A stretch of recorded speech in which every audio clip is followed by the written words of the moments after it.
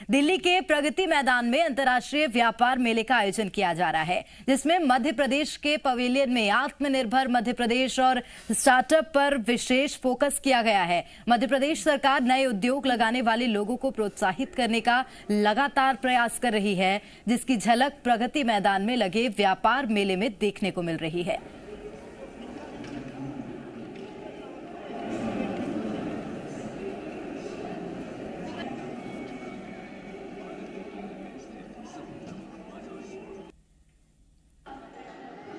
विश्व व्यापार मेला में मध्य प्रदेश पवेलियन में तमाम चीज़ आकर्षण का केंद्र है, जिसमें खास तौर पे यदि कहा जाए जो वहाँ की परंपरागत वस्तुएं हैं, जो परंपरागत चीज़ें हैं, उन सभी को वहाँ पर सबसे ज़्यादा फोकस किया गया है। जैसे ODOP, one district one product के तहत तमाम जो वस्तुएं हैं उन सभी को यहाँ पर दिखाया गया है। उसके साथ ही साथ जो वहाँ के सिल्क है, जो चंदेरी सिल्क है, बाग प्रिंट है, उन सबों को यहाँ पर दिखाया गया है। उसके अलावा जो वहाँ की मेन खास तौर पे जो आदिवासी प्रिंटिंग हो गई, इन सभी चीज़ों को सबसे ज़्यादा यहाँ दिखाया गया है, उन सभी को फोकस्ड दिखाया गया है। और आत्मनिर्भर भारत की तरफ बढ़ता हुआ मध्य प्रदेश, आत्मनिर्भर मध्य प्रदेश, उसको यहाँ पे सबसे ज़्यादा फोकस किया गया है। ये जैसे अब प्रिंट की बात करें तो ये प्रिंट भी खास तौर पे यहाँ पर बनाया गया है, इसको यहाँ दिखाया गया है।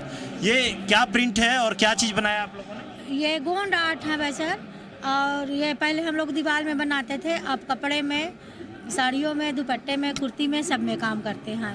इसको गोंड आर्ट बोलते हैं। फैब्रिक कलर से करते हैं, कलर नहीं जाता है। कलर नहीं जाता है इसका? रहेगा ये हमेशा? हाँ। शिकायत तो यही हो जाती है कि ये कलर हट जाता है। नहीं सर, नहीं सर, आपको यकीन नहीं है सर तो हम आपको एक यह दे देंगे कलर। नहीं, तो लोग ले करके और क्या देखते हैं, क्या इसे देखते हैं, आते हैं लेने के लिए? हाँ सर, निकलते हैं। हाँ, लोग आते हैं, खरीदते भी हैं सर, जब ही तो बनाते हैं। अब जब गोंड आर्ट इसको कहते हैं, इसको गोंड आर्ट। गोंड आर्ट ये खास तौर पे यदि कहा जाए, जो आदिवासी तौर पे ये कहा जाए। सर, हम लोग आदिवासी हैं और अपने जो परंपरा है वो हम लोग अब कपड़ों में उतार के बताते हैं। इसके कहानी भी होती है। अच्छा जी, इसकी कहानी भी होती है। तो जो गोंड आर्ट है, ये गोंड आर्ट को परंपरागत तरीके से पहले, क्योंकि ये दीवारों पे बनाते थे, लेकिन दीवारों के बाद अब इसको कपड़ों पर उतारना शुरू किया है, उकेरना इन लोगों ने शुरू किया है। और ये लोगों को आकर्षण का यहाँ पर केंद्र है। उसके साथ ही साथ जो सबसे ज़्यादा यहाँ पर आकर्षण का केंद्र है वो साड़ियों पे की बात किया जाए तो बाग प्रिंट साड़ियाँ हो गई, या उसके अलावा कहा जाए तो तमाम जो सिल्क साड़ियाँ हैं, चंदेरी की साड़ियाँ हैं, इन सभी को यहाँ पर भी फोकस है। और ये खास तौर पे मध्य प्रदेश की हैं ये सारी? जी सर, ये सब मध्य प्रदेश के हैं। आप लोग देखा, लोग आएंगे तो क्या क्या मांग रहे हैं यहाँ पे? सर चंदेरी मांग रहे हैं, हाँ, टसर भी मांग रहे हैं, कॉटन भी मांग रहे हैं, सब तरह की जो वैरायटी है सभी में दिखा रहे हैं हम लोग। बाग प्रिंट का भी? बाग प्रिंट में जो चीजें हैं जी, बाग में है, चंदेरी परंपरागत है वहाँ की। हाँ जी, वहीं का है ये सब, ये सारी चीजें हैं। और इस पे खास तौर पे ये पूरी तरीके से जो फोकस्ड हैं लोग, क्योंकि आकर के जो वहाँ की परंपरागत चीज़ें हैं, जो मध्य प्रदेश की परंपरागत चीज़ें हैं, उन चीज़ों को यहाँ पर लेने के लिए, और इस बार MP गवर्नमेंट ने आत्मनिर्भर भारत के तहत ही इन सभी चीज़ों को सबसे ज़्यादा यहाँ पर फोकस किया हुआ है। इन सभी चीज़ों को यहाँ ले करके आए हैं, उसको दिखाया है उन लोगों ने।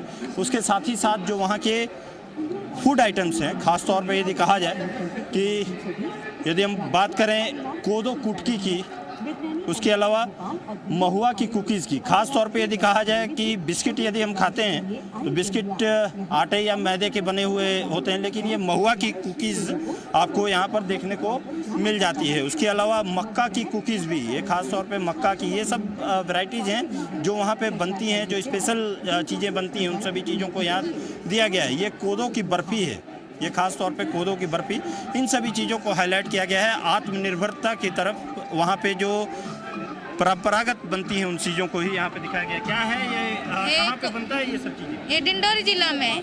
डिंडोर की है ये? डिंडोरी जिला, डिंडोरी जिले का जी। तो आदिवासी क्षेत्र का पूरा? आदिवासी क्षेत्र के हैं जी। गोरैया तेजस्विनी जागृति महिला संघ सहिपुरा की परंपरागत वस्तुओं को खास तौर पे यहाँ पे दिखाया गया है। और उन चीज़ों को जो कि आदिवासी सबसे ज़्यादा प्रयोग करते हैं, उन सभी चीज़ों को सबसे ज़्यादा यहाँ पर फोकस किया गया है। कैमरामैन सौरव राहुल के साथ राहुल मिश्रा, जी मीडिया, दिल्ली।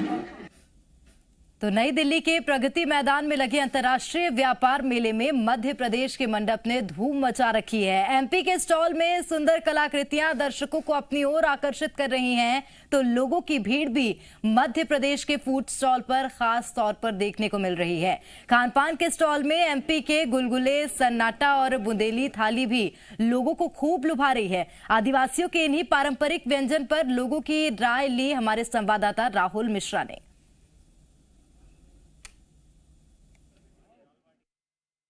विश्व व्यापार मेला में इस बार सबसे ज़्यादा आकर्षण मध्य प्रदेश की परंपरागत भोजन के ऊपर है। और यहाँ पे जो मध्य प्रदेश के परंपरागत भोजन हैं, जो आदिवासी के भोजन हैं, उन सभी को सबसे ज़्यादा हाईलाइट किया गया है, जिसमें खास तौर पे बुंदेली थाली, जिसमें बरा की चटनी है, सन्नाटा है, उसके साथ में ठठुला जो चटनी के साथ में पेश दिया जा रहा है, गुलगुला हुआ, बरा, लपसी, और ख़ास तौर पर यदि कहा जाए तो एक सन्नाटा भी है।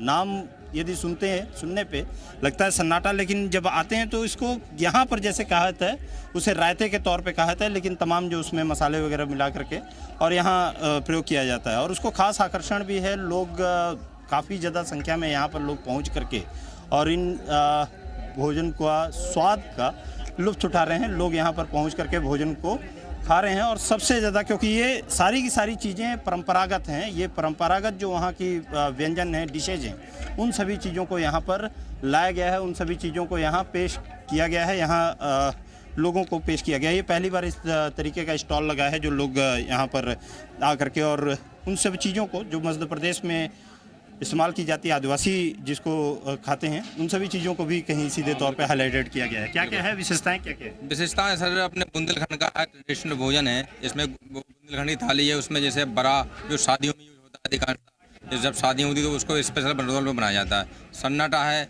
और फिर गुलगुले भी हैं, लपसी भी है, और इसके अलावा लोग आकर के पूछते हैं खाने के लिए। हाँ, जो सर जो बुंदेलखंड एमपी का वो ठड़ूनों की और सन्नाटे की तो पहले ही पूछता है सर, पहले ही पूछता है। हाँ, ये जी लोग सर। आते हैं यहाँ पर खरीदारी करने के लिए, और इन सभी चीज़ों को यहाँ लगाया गया है। लोग सबसे ज़्यादा आकर्षण के लिए रहा है।